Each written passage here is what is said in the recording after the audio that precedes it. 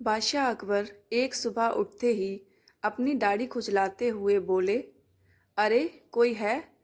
तुरंत एक सेवक हाजिर हुआ। उसे देखते ही बादशाह बोले, जाओ जल्दी बुला कर लाओ, फौरन हाजिर करो। सेवक की समझ में कुछ नहीं आया कि किसे बुलाकर लाए, किसे हाजिर करें।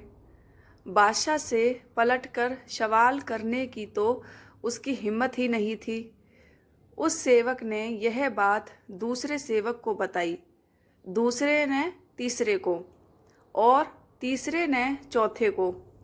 इस तरह सभी सेवक इस बात को जान गए और सभी उलझन में पड़ गए कि किसे बुलाकर लाएं, किसे हाजिर करें। बीरबल सुबह घूमने निकले थे। उन्होंने बादशाह के निजी सेवकों को भाग दौड़ करते देखा तो समझ गए कि ज़रूर बादशाह ने कोई अनोखा काम बता दिया होगा जो इनकी समझ से बाहर है।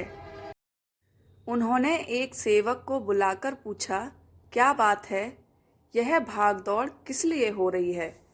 सेवक ने बीरबल को सारी बात बताई। महाराज, हमारी रक्षा करें, हम समझ नहीं पा रहे हैं कि किसे बुलाना है। अगर जल्दी बुलाकर नहीं ले गए तो हम पर आफत आ जाएगी। बीरबल ने पूछा, यह बताओ कि हुक्म देते समय बादशाह क्या कर रहे थे?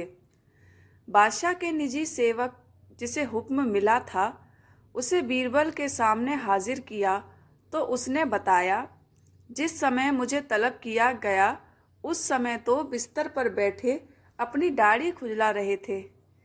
बीरबल तुरंत सारी बात समझ गए और उनके होठों पर मुस्कान उभर आई।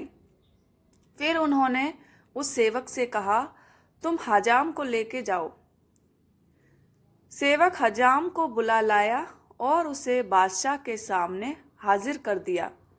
बादशाह सोचने लगे, मैंने इसे यह तो बताया ही नहीं था कि किसे बुलाकर लाना है, फिर ये हजाम को लेकर कैसे हाजिर हो गया? बादशाह ने सेवक से पूछा, सच बताओ, हजाम को तुम अपने मन से ले आए हो या किसी ने उसे ले आने का सुझाव दिया था? सेवक घबरा गया, लेकिन बताए बिना भी तो छुटकारा नहीं था।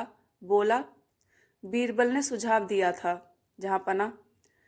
बादशाह बीरबल की बुद्धि पर खुश हो गया।